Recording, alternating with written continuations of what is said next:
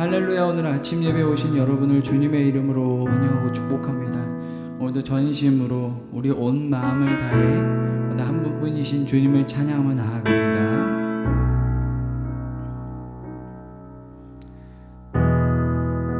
주님 손에 맡겨드리니 나의 삶 주님께,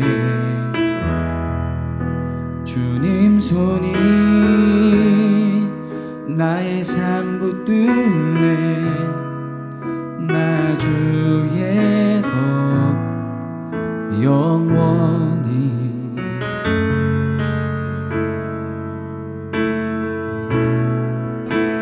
내가 믿는 분 예수, 내가 속한 분 예수, 삶의 이유 되시네. 내 노래 되시네. 전심으로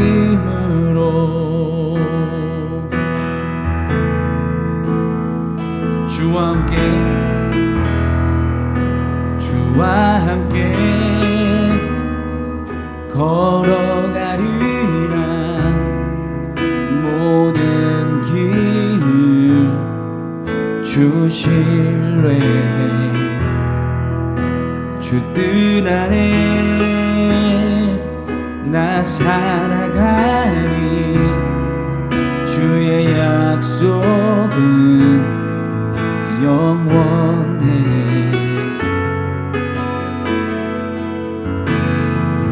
내가 믿는 분 예수, 내가 속한 분 예수, 삶의 이유 되시네. 내 노래 되시네. 내가 믿는 분 예수, 내가 속한 분 예수, 삶의 이유 되시네. 내 노래 되시네. 전심으로. 제11장.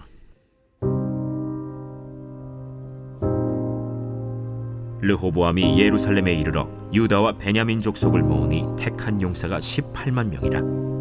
이스라엘과 싸워 나라를 회복하여 르호보암에게 돌리려 하더니 여호와의 말씀이 하나님의 사람 스마야에게 임하여 이르시되, 솔로몬의 아들 유다 왕 르호보암과 유다와 베냐민에 속한 모든 이스라엘 무리에게 말하여 이르기를, 여호와께서 이같이 말씀하시기를, 너희는 올라가지 말라.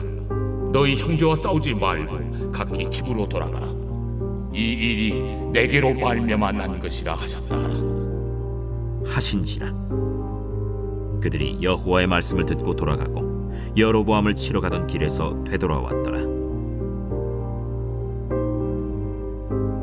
르호보암이 예루살렘에 살면서 유다 땅에 방비하는 성읍들을 건축하였으니 곧 베들레헴과 에담과 드고아와 벳술과 소고와 아둘람과 가드와 마레사와 십과 아도라임과 라기스와 아세가와 소라와 아얄론과 헤브론이니 다 유다와 베냐민 땅에 있어 견고한 성읍들이라. 르호보암이 그 방비하는 성읍들을 더욱 견고하게 하고 지휘관들을 그 가운데에 두고 양식과 기름과 포도주를 저축하고 모든 성읍에 방패와 창을 두어 매우 강하게 하니라. 유다와 베냐민이 르호보암에게 속하였더라.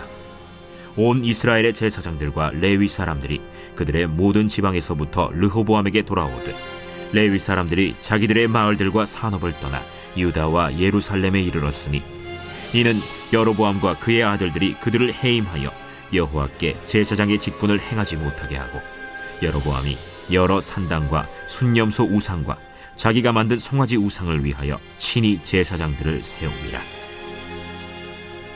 이스라엘 모든 지파 중에 마음을 굳게 하여 이스라엘의 하나님 여호와를 찾는 자들이 레위 사람들을 따라 예루살렘에 이르러 그들의 조상들의 하나님 여호와께 제사하고자 한지라. 그러므로 3년 동안 유다 나라를 도와 솔로몬의 아들 르호보암을 강성하게 하였으니 이는 무리가 3년 동안을 다윗과 솔로몬의 길로 행하였음이더라. 르호보암이 다윗의 아들 여리못의 딸 마할랏을 아내로 삼았으니 마할랏은 이새의 아들 엘리압의 딸 아비하일의 소생이라. 그가 아들들 곧 여우스와 스마리아와 사함을 낳았으며 그 후에 압살롬의 딸 마아가에게 장가들었더니 그가 아비아와 아떼와 시사와 슬로밋을 낳았더라. 르호보암은 아내 18명과 첩 60명을 거느려 아들 28명과 딸 60명을 낳았으나 압살롬의 딸 마아가를 모든 처첩보다 더 사랑하여 르호보암은 마아가의 아들 아비아를 후계자로 세웠으니 이는 그의 형제들 가운데 지도자로 삼아 왕으로 세우고자 함이었더라. 르호보암이 지혜롭게 행하여 그의 모든 아들을 유다와 베냐민의 온 땅 모든 견고한 성읍에 흩어 살게 하고 양식을 후히 주고 아내를 많이 구하여 주었더라. 사랑하는 라이프 처치 성도 여러분, 오늘은 역대하 11장을 통해서 하나님의 음성을 듣고자 합니다. 이 역대하 11장에 보면 르호보암이 남북으로 갈라지게 된 그 상황에서 전쟁을 통해 북이스라엘을 되찾아오려고 시도를 합니다. 그래서 전쟁을 준비하고 이제 전쟁을 치르려고 하는 그 찰나에 하나님의 사람을 통해서 음성을 들려주세요. 그게 바로 4절인데요. 너희는 올라가지 말라. 너희 형제와 싸우지 말고 각기 집으로 돌아가라는 거예요. 그런데 이때 하나님의 음성을 듣고 전쟁을 중단합니다.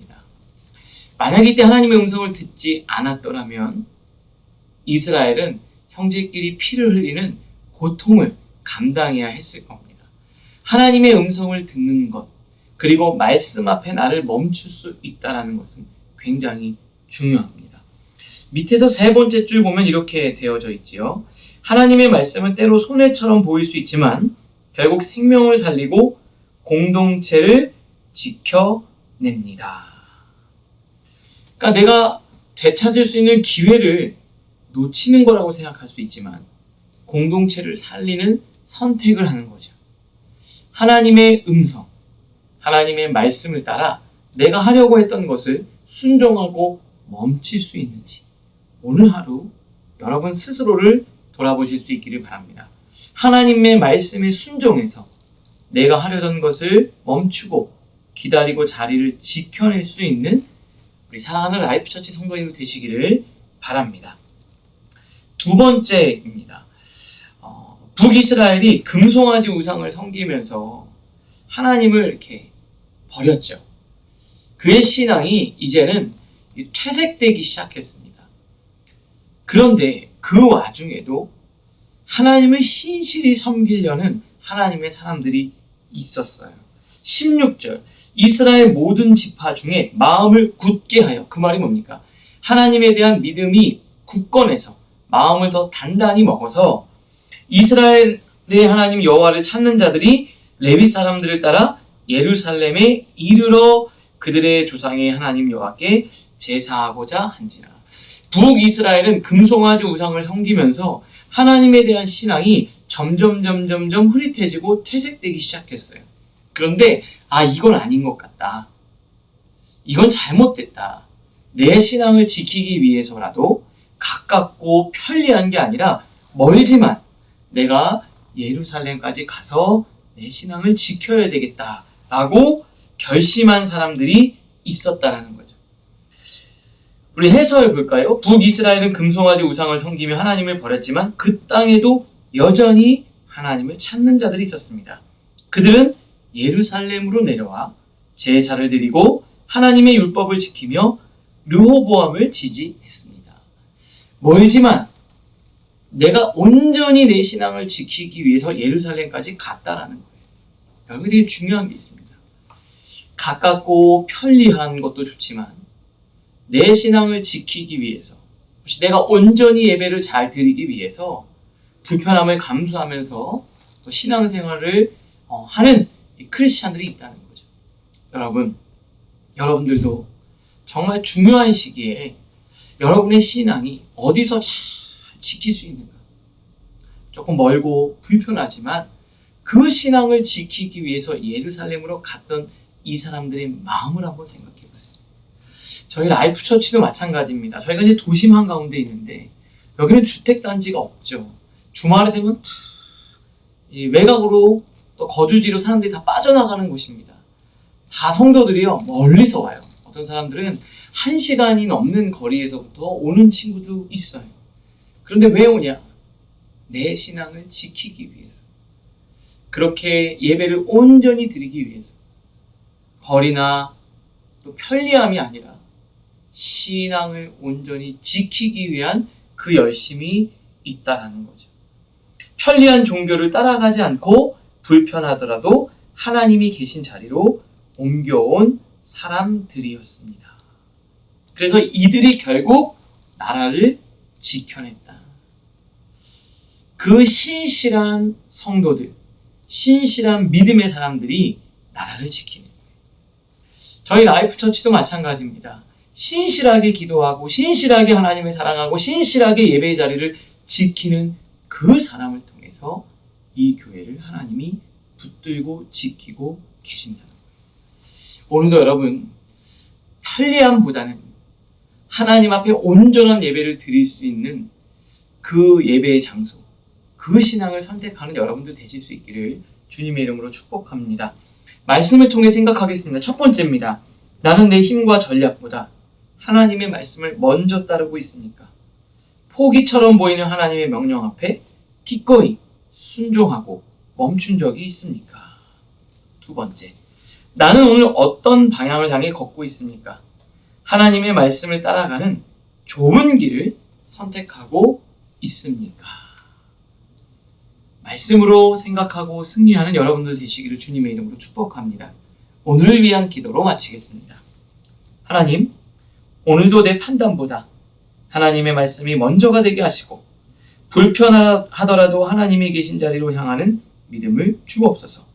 하나님을 따르는 삶이 결국 나를 지키는 길임을 잊지 않게 하옵소서. 예수님의 이름으로 기도합니다. 아멘.